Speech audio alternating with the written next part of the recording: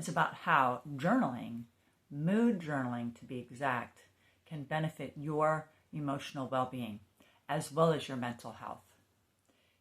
Are you struggling with stress? We all do, right? Are you struggling with anxiety or depression or any other negative emotions? We tend to think of anger. Are you struggling with a lot of anger and frustration? This video is going to help you to know exactly why journaling is such an inexpensive, practical, and daily thing that you can do all by yourself, and how beneficial it is, and the proof behind that.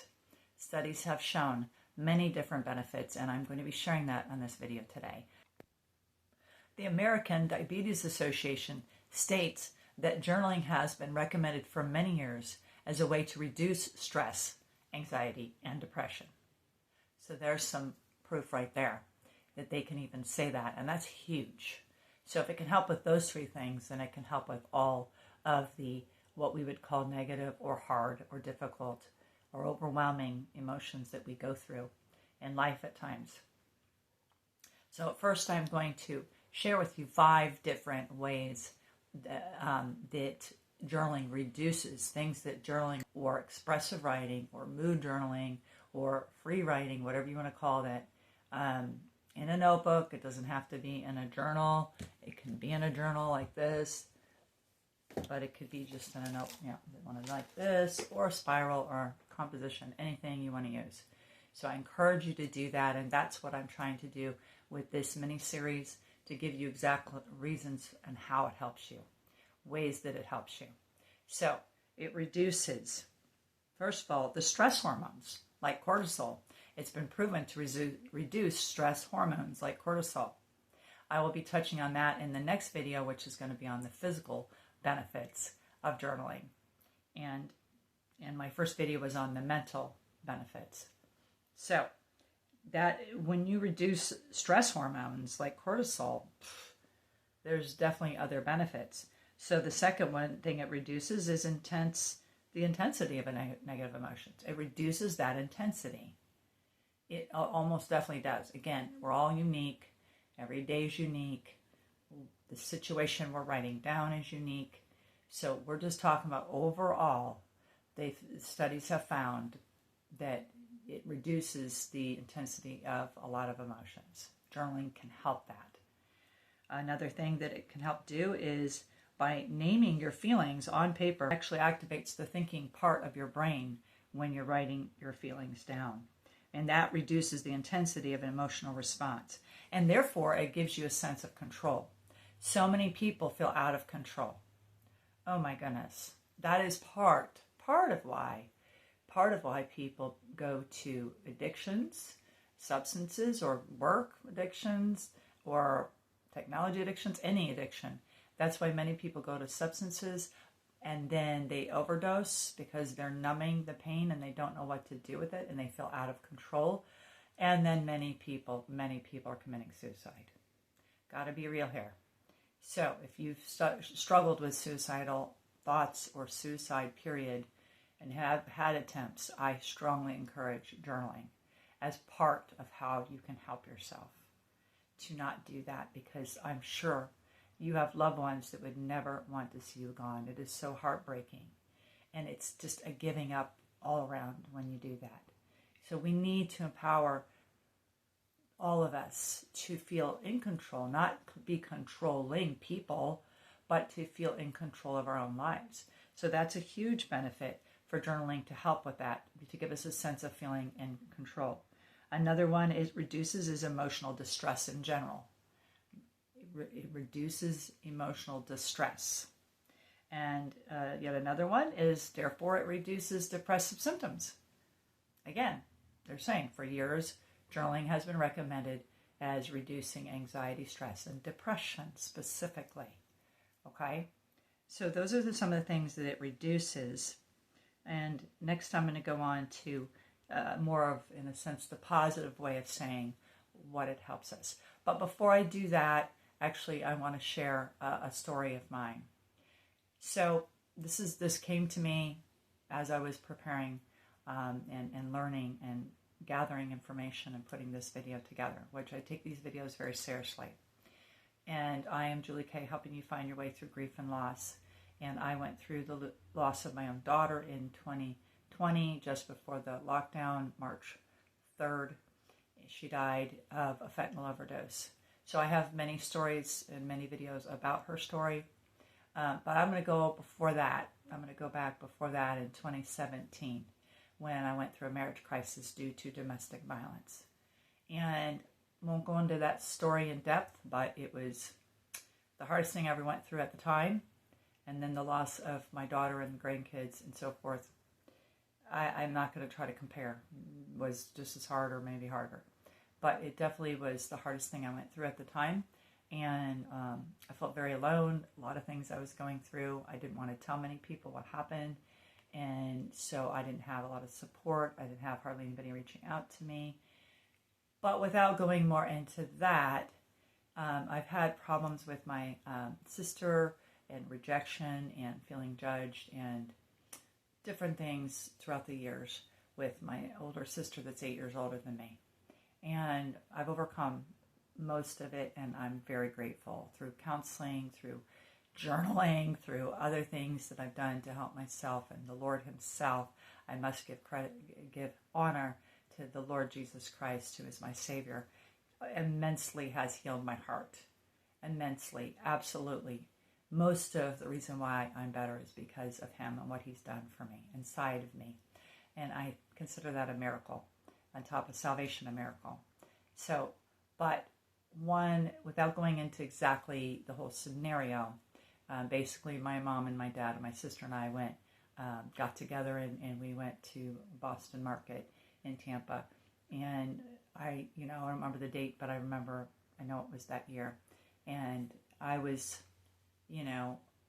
I didn't know if she was judging me or whatever. And bottom line, she said something while we were eating out together that just I felt so judged by.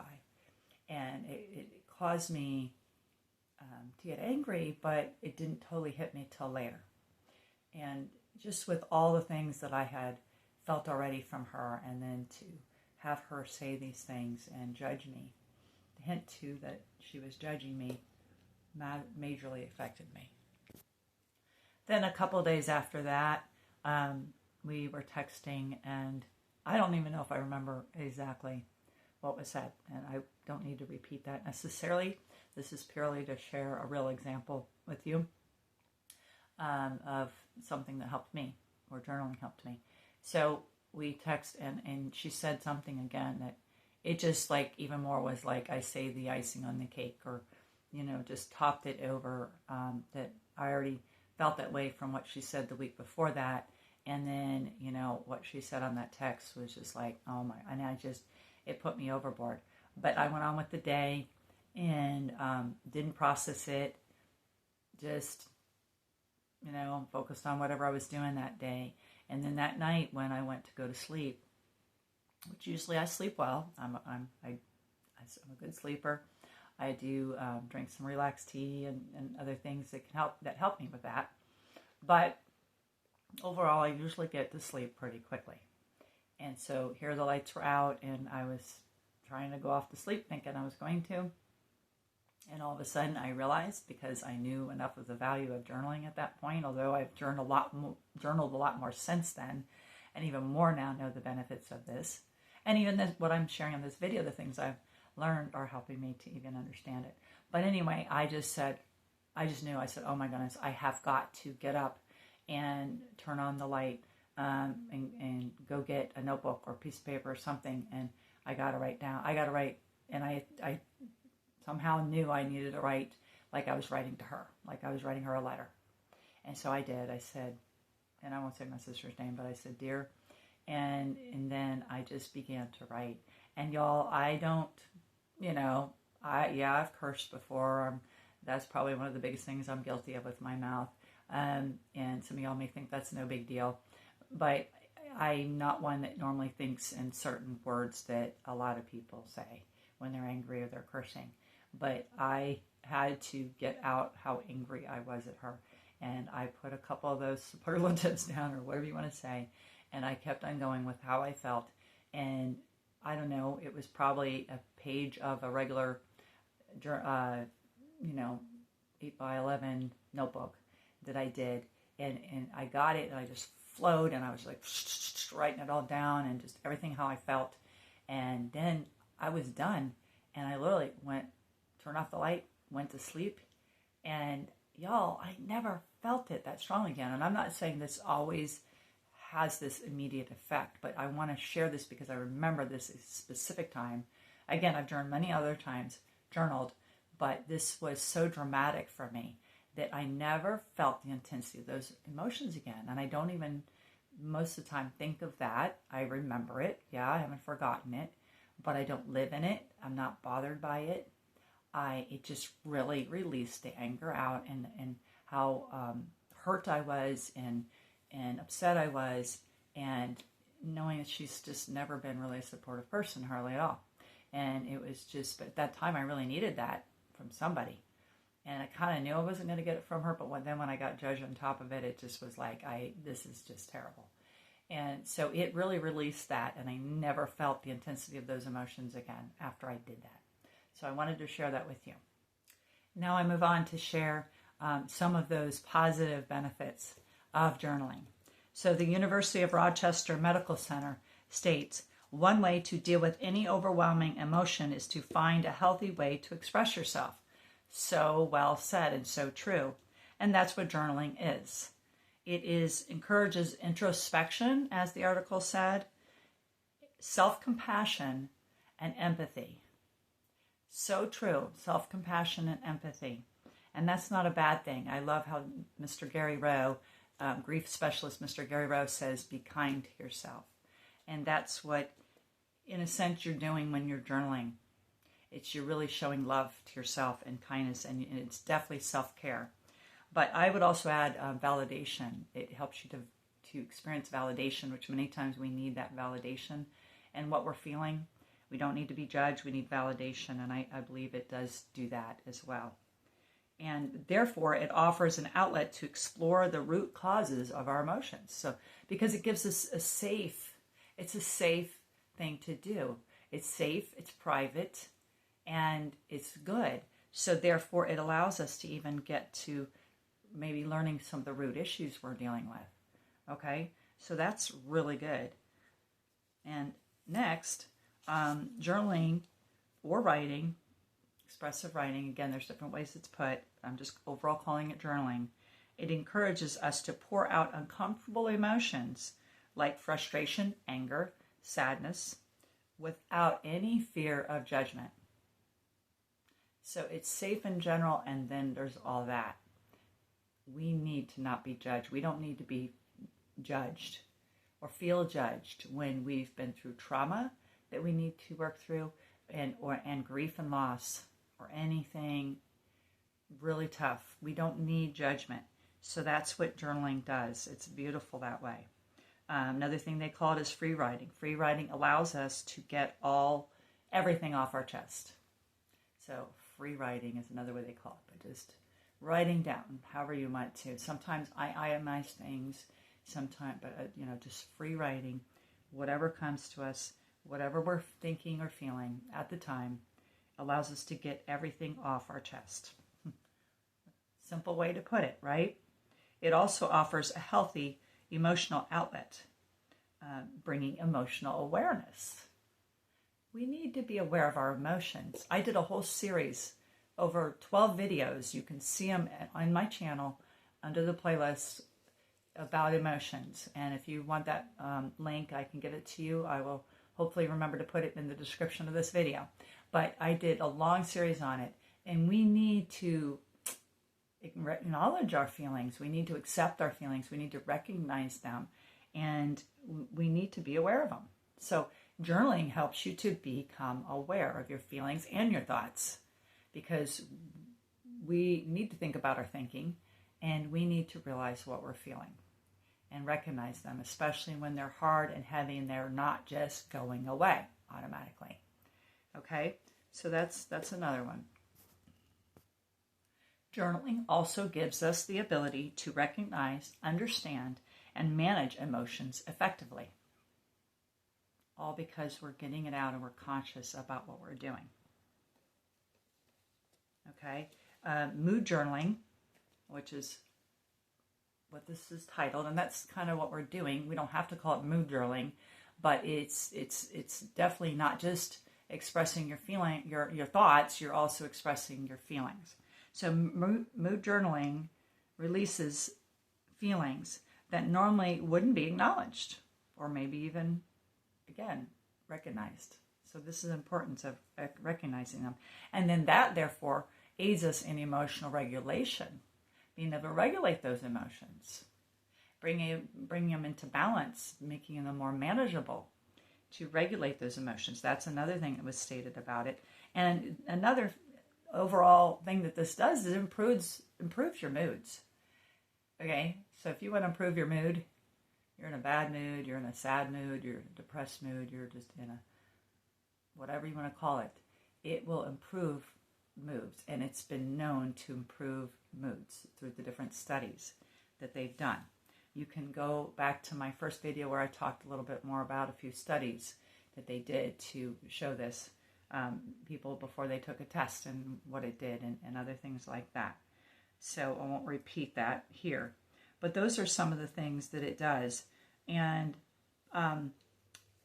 one last thing I want to mention is, according to a study by Pennebaker and Bell, I think it's Beall, in 1986, expressive writing helps individuals gain clarity and insight into their emotional experiences, leading to improved mental health. Okay, so the first video was on mental health, but did you just hear that? And gain clarity and insight into their emotional experiences and leading to improved mental health. It just shows that the emotional and the mental go together. Basically, in general, a lot of times our emotions are a result of our thoughts. Our emotions can come also from our body and how it's feeling and other conditions within our physical health, but many of our emotions are coming from thoughts and experiences and memories, good and bad memories. Okay, so thinking and emotions, or the mind and the emotions, or thoughts and feelings, however you want to say it, they go hand in hand. So the third video, which will be the next one, you may not be watching these in order. I'm choosing to do the physical last because that's definitely a result of the mental and the emotional. A lot of our physical result is a result of that. Dr. Caroline Leaf has proven that. So you can go and look up her, and I can tell you more about that if you want to know. But it is proven fact. Much of our physical symptoms are a result of our soul or our emotions and our mind. If you want to know the effectiveness of journaling for your mental health, click the video up on the screen right here. And I hope you check out the last one in the series. The playlist will be in this description of each of the videos here. And continue to watch my videos and let me know what you think. And I hope you start journaling for your mental health, for your emotional health, and for your physical health all around. It's worth it. You are worth it. God bless you. I'm Julie Kay, helping you find your way. Bye-bye.